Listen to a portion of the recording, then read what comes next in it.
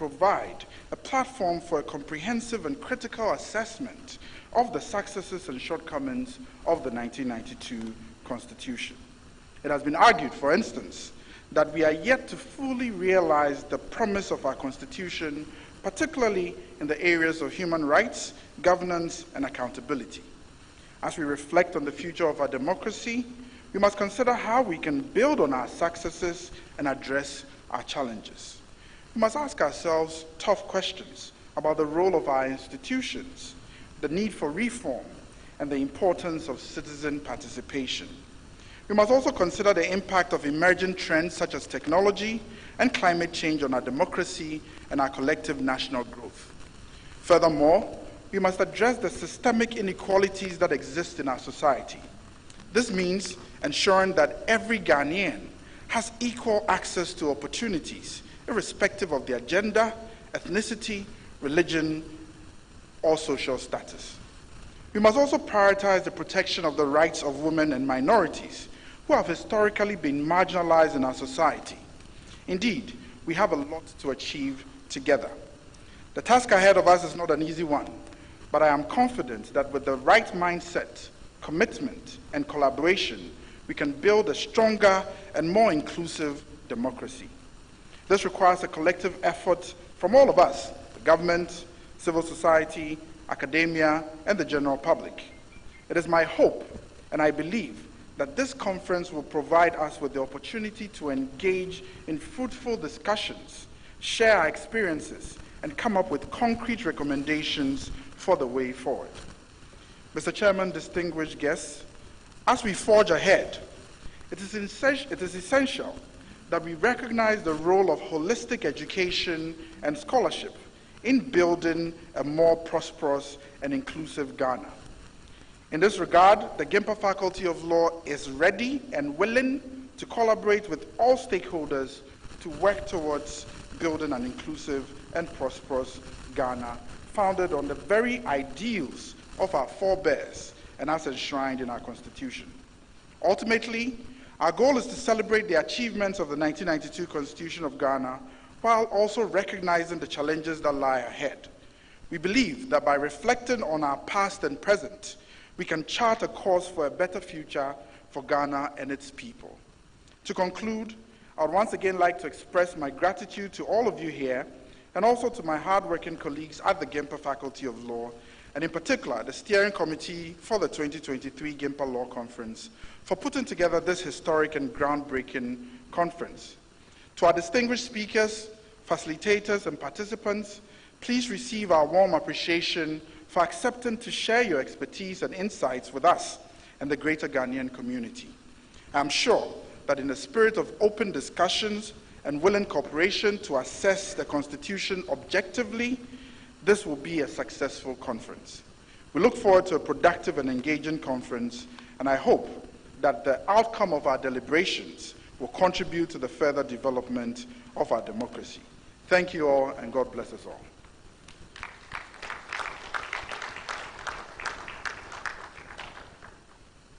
Mr. Chairman, distinguished ladies and gentlemen, I would like to respectfully call on the Director of the Konrad Adenauer Stiftung Office in Ghana, Dr. Arnie Wolf, to give us a message of support.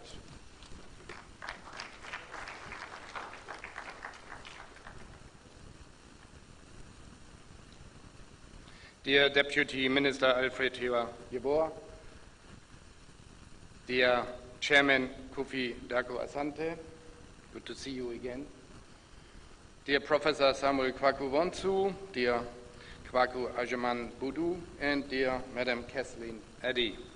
Distinguished guests, ladies and gentlemen, on behalf of Konrad Adenauer Stiftung Ghana, I like to thank the Ghana Institute for Management and Public Administration for allowing me to participate in this very important and meaningful event.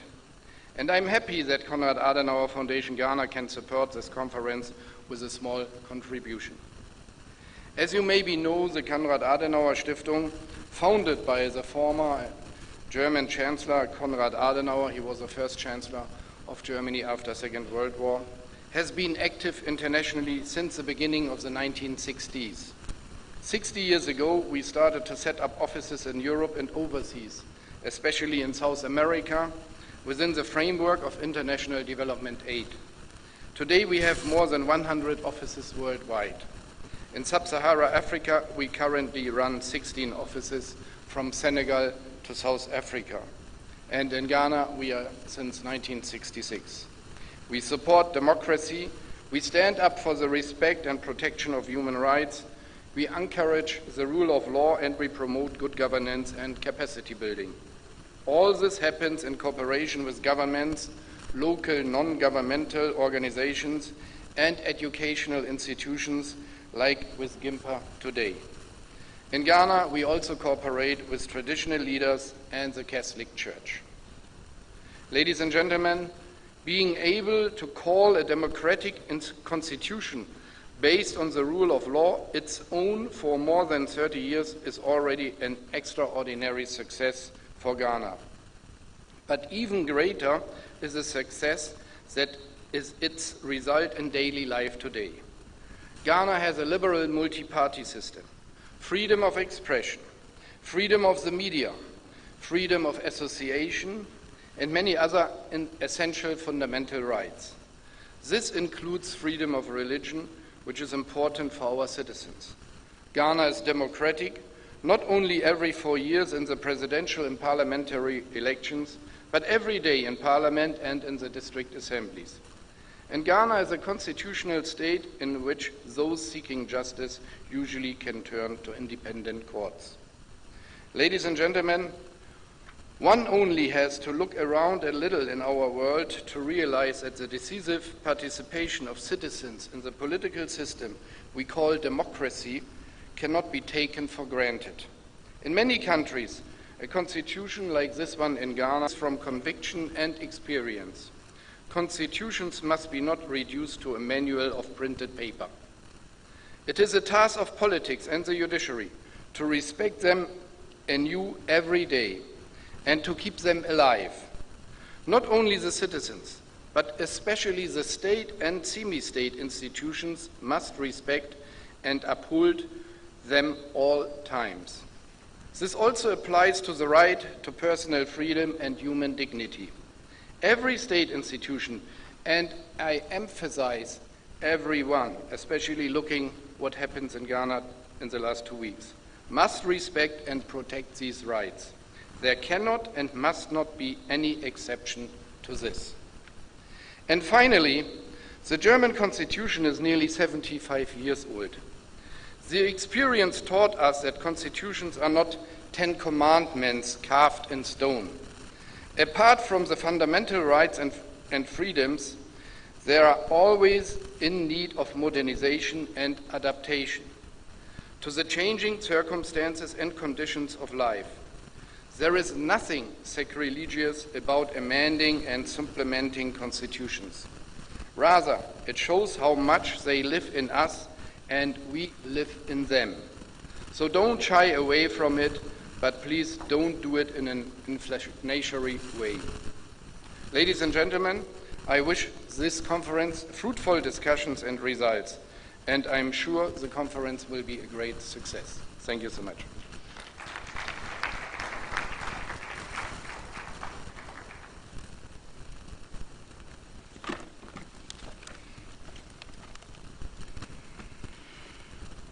Mr. Chairman, distinguished ladies and gentlemen, with a warm round of applause, let us welcome the chairperson of the National Commission on Civic Education, Ms. Kathleen Addy, who is the guest speaker at the opening ceremony of this conference.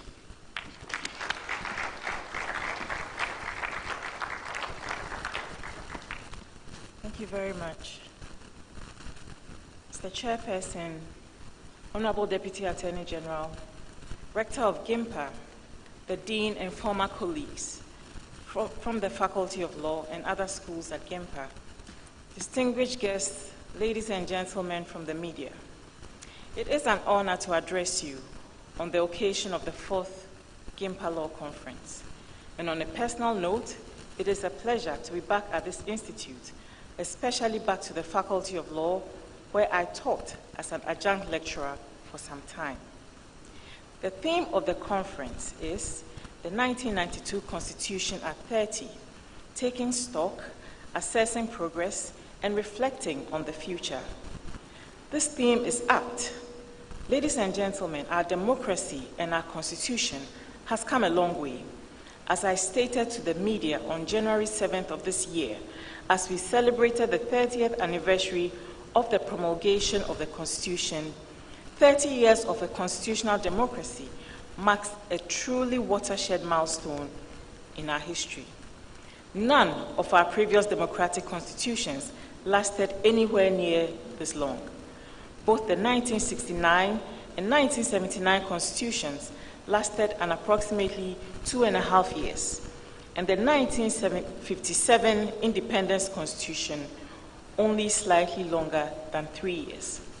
So this is a defining moment in Ghana's political history, and we should all be rightly proud of how far we have come. Our achievement is truly monumental, and Ghana's reputation all over Africa as a beacon for democracy is very well deserved. We have held 8 successful democratic elections. Our elections are always keenly fought, but unlike in some countries, the outcome is never preordained. And even though they are intensely fought, the winner is always magnanimous, and the loser always accepts the outcome or uses the constitutional means to challenge the outcome.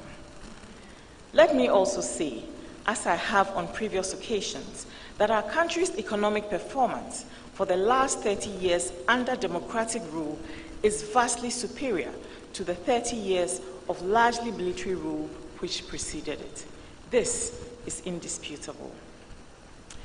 Mr. Chairman, distinguished guests, that said, it is also indisputable that we live in a time of restlessness and discontent, with a unanimous clamor for constitutional amendments that will ostensibly resolve all our problems.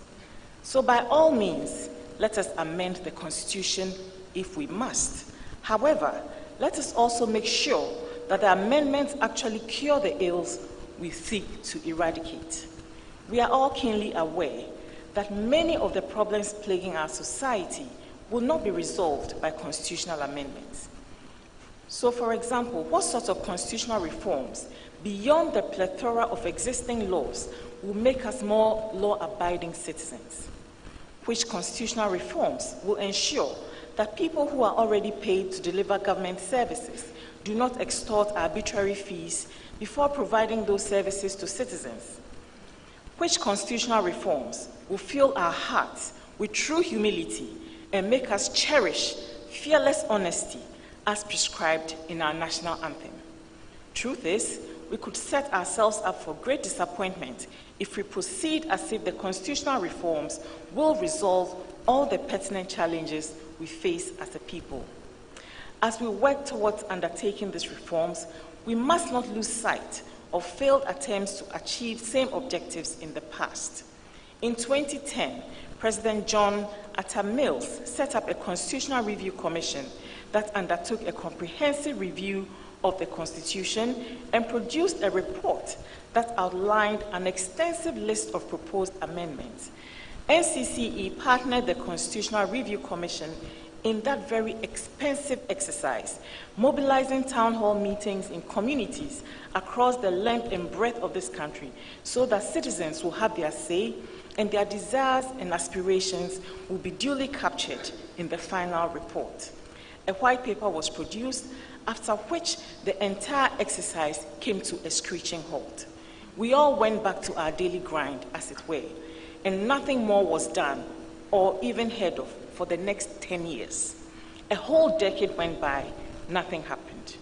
Then in 2020, President Nana Akufo-Addo initiated the process for a limited but extremely important amendment that would have partially cured the much-loathed concentration of power in the presidency by reducing the number of appointments the president gets to make, because 266 MMDCEs would have been elected instead of appointed as things stand.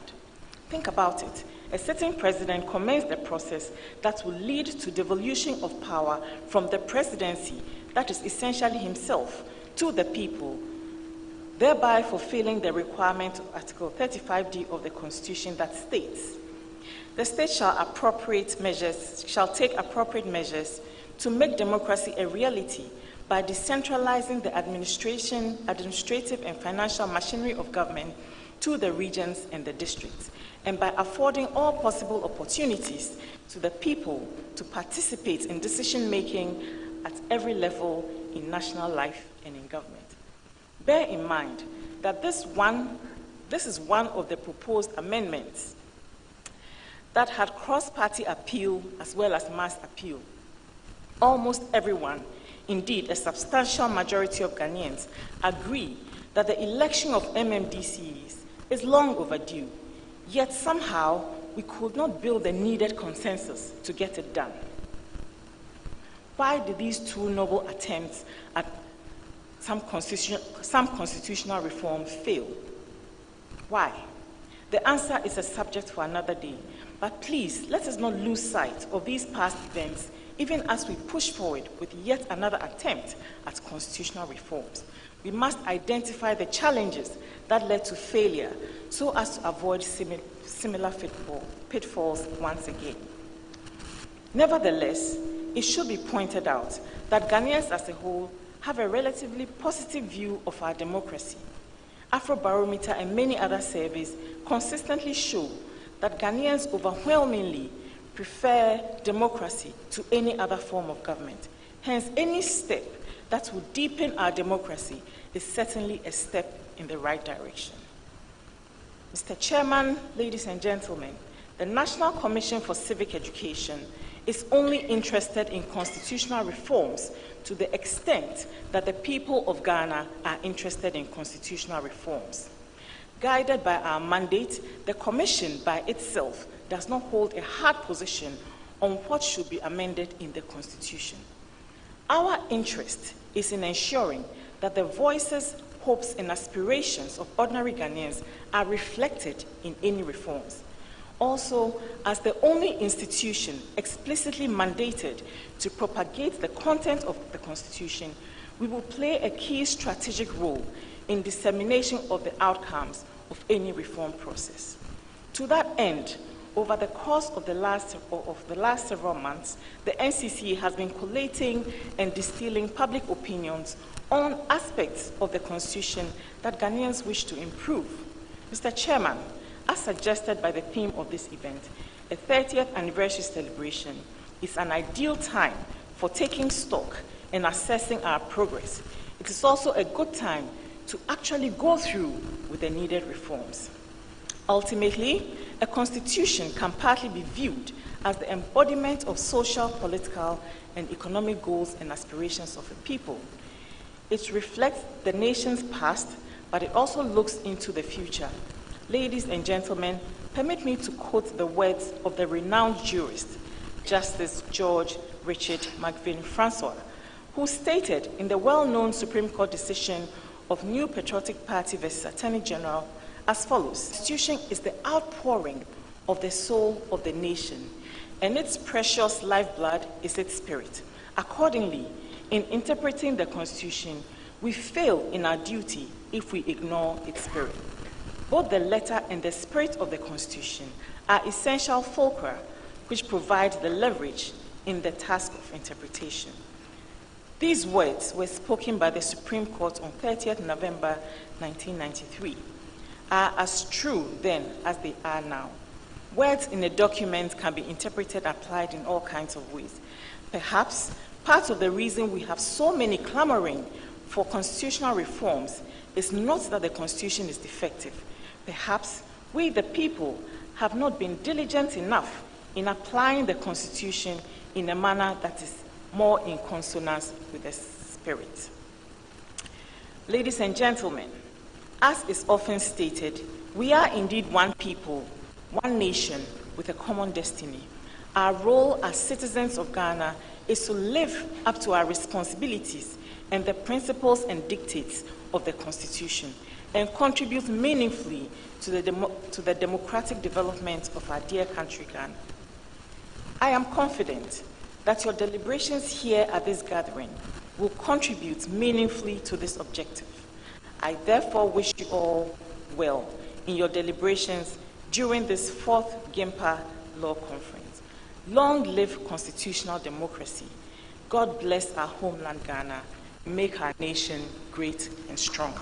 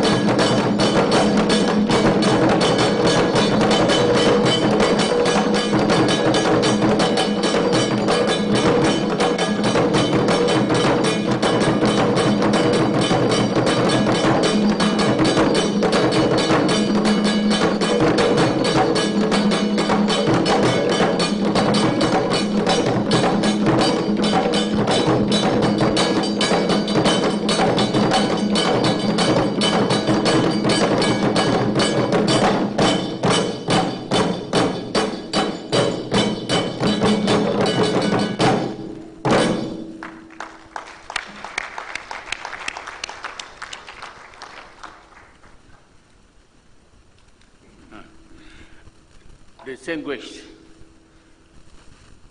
guests, scholars, ladies and gentlemen, you will see from the brochure that we have the picture of the president plus some profile.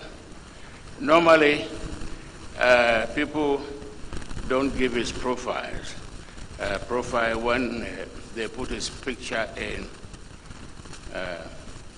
brochures for occasions like this.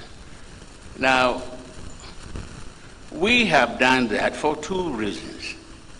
One is that we, as an institution of higher learning, higher education, academic research, will report to the President of the Republic of Ghana through the Minister of Education.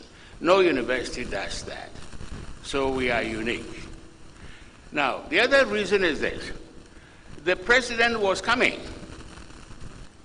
The President, Nana Akufo-Addo, was coming to address us as the keynote speaker and special guest of honor for the GIMPA Law Conference 2023. But at the last minute, a few hours ago, I was informed that he could not come. He is therefore unable to come. And so when you see his picture, it's not just that we are publishing his picture, he was indeed coming. And in his place, he had delegated the Attorney General and Minister of Justice to come. And we have here in our presence the deputy. We have the Deputy Attorney General, our own friend here. Whether it's delegatus non potest delegare, I don't know. But certainly, the President has asked the Office of the Attorney General to come and make a statement on his behalf. So, ladies and gentlemen, we would welcome the Deputy Attorney General and Minister of Justice. Thank you.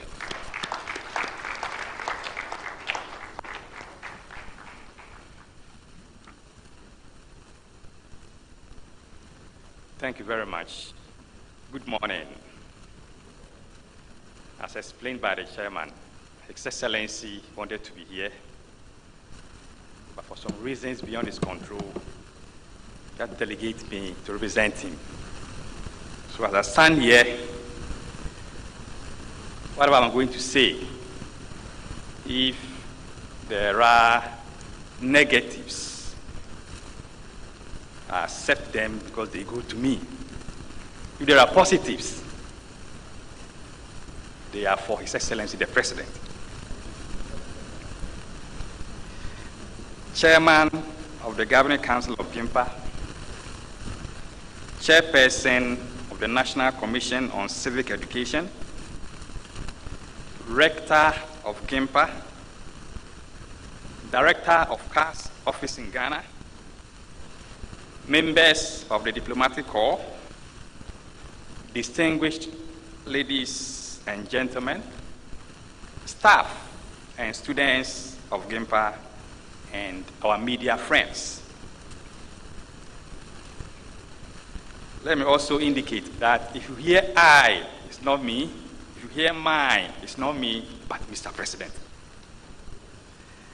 I'm very grateful to GIMPA for the invitation to give the keynote address at the opening ceremony of your 2023 Law Conference as we reflect on 30 years of the 1992 Constitution of Ghana. I acknowledge the value of this timely conference and the foresight of GIMPA as an institution of higher learning and higher education and research, particularly its Faculty of Law, for conceiving the idea to advance critical conversations regarding the operations of our fourth Republican Constitution, 30 years after its promulgation. The GIMPA Faculty of Law is to be congratulated.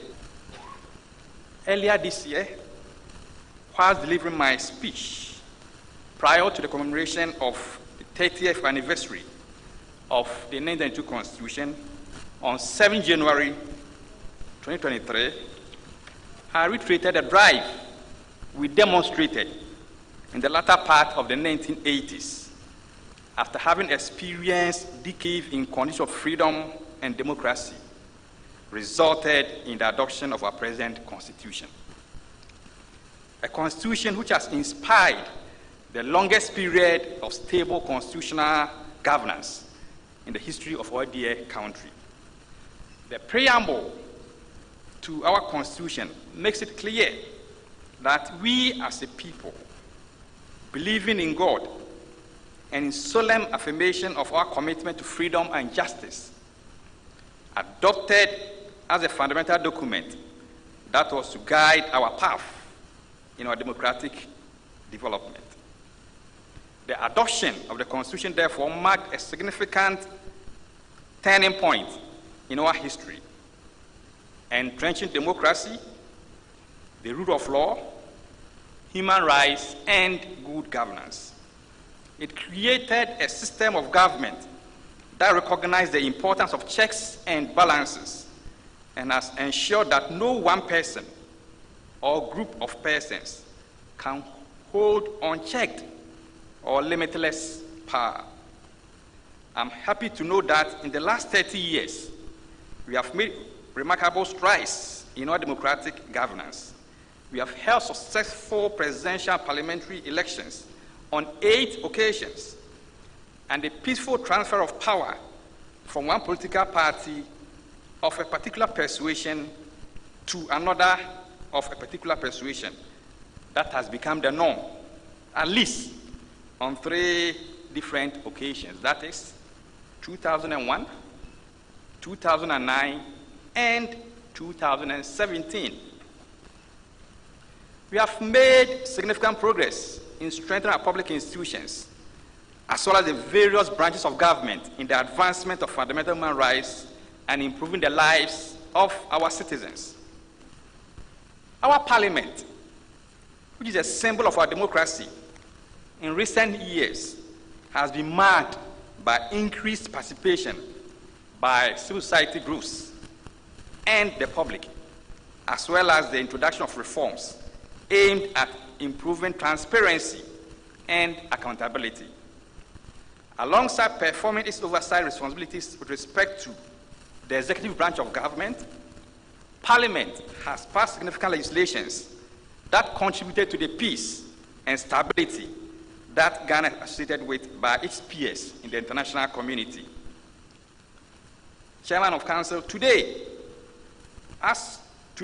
we are operating a near-hanged Parliament as a consequence of the two major political parties having an equal number of seats for the first time in Parliament.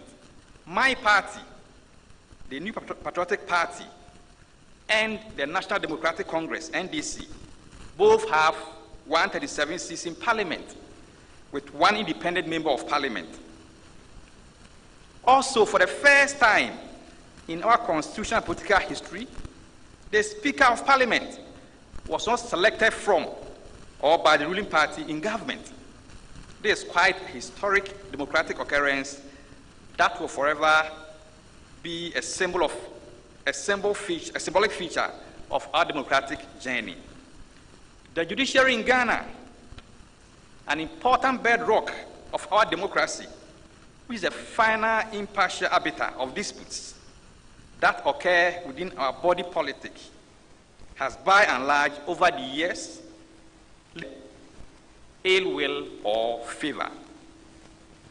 It is safe to say that Ghana's judiciary has been a great sustainer of our democracy, ensuring, for instance, that the will of the people expressed through votes have been protected and respected on two different occasions in 2013 and 2021, when the Supreme Court of Ghana dealt with presidential election petition, both of which I was a party to.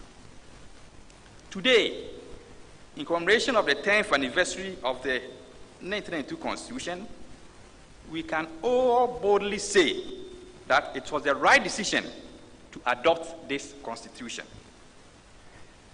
Despite whatever misgivings we may have about some of its provisions, it is not in doubt that this Constitution of ours has made a significant impact on our lives as a people. We must also look forward to charting a course for the future that builds our successes, while at the same time addressing our shortcomings. Fellow Ghanaians, let us remember that our democracy is still young and in its incipient stages compared to other advanced democracies. Our success as a nation is therefore not guaranteed. This means that we must continue to work hard to consolidate our democratic gains and ensure that our institutions remain strong and independent. We must also take bold steps to address the challenges that confront us and build a society that is inclusive and equitable. Justice Sowa, of blessed memory, in Tufo, the Attorney General in 1980, Ghana Law Report 637, the case in which I had the privilege to be the lead counsel for the successful plaintiffs, and which becomes more relevant as time elapses, noted at page 647 as follows, quote, "Written constitutions such as ours, landmark in a people's search for progress. It contains within its aspirations, their aspirations and hopes for a better and fuller life. The Constitution has its letter of the law. Equally, The Constitution has a spirit. It is the fountainhead of the authority that each of the three arms of government possesses and exercises. It is a source of strength. It is a source of power. The executive, legislature, and the judiciary are created by the Constitution. Their authority is derived from the Constitution. Their sustenance is derived from the Constitution. Its methods of alteration are specified. In our peculiar circumstances, these methods require involvement of the whole body politic of Ghana. Its language, therefore, must be considered as if it were a living organism, capable of growth and development. Indeed, it is a living organism capable of growth and development, as the body politic of Ghana is capable of growth and development. End quote. Our Constitution is indeed a living organism which is capable of growth, and grow it must.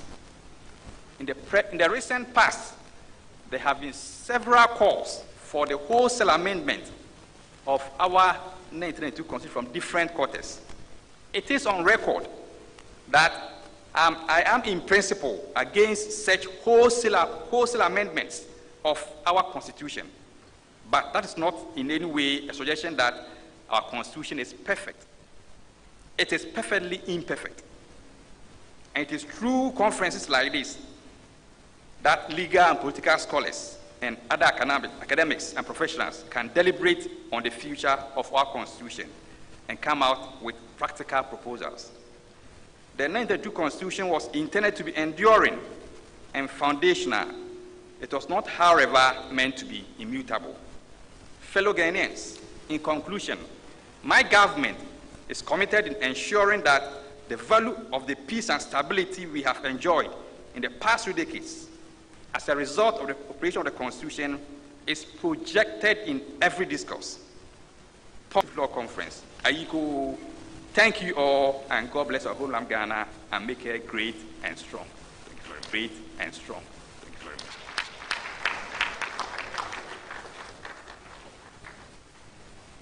I think this speech deserves another round of applause.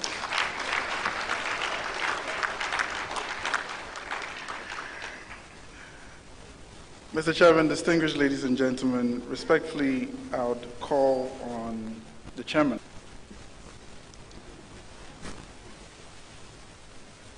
I would not have dared to give any closing remarks. Opinion, Egyaria, Kasa, Nesi. If the president had come, I would have let him with scholars and guests. But the president has come. And yet, I'm asked to make closing remarks. Frankly, I have no closing remarks to make. The only closing remarks, if you can call them that, is that we thank the Attorney General. He was simply doing his job as the number 2 lawyer, the Deputy Attorney General. And for that,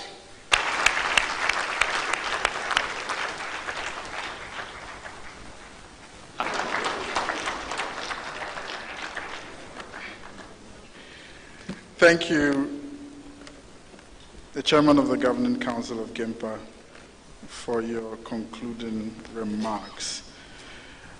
Mr. Chairman, ladies and gentlemen, all too soon we are drawing the curtains on the opening ceremony of the 2023 GIMPA Law Conference. I would respectfully will then process whilst we remain standing, and then we would continue from there, respectfully.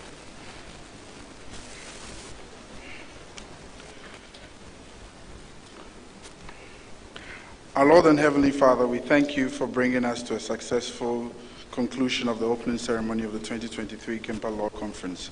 As we began the ceremony, the substantive discussions of this conference, you will guide us and help us bring out reforms and solutions to some of the teething problems that we face, so that at the end of the day, our Constitution will be better and the lives of the people of Ghana will be impacted as a result.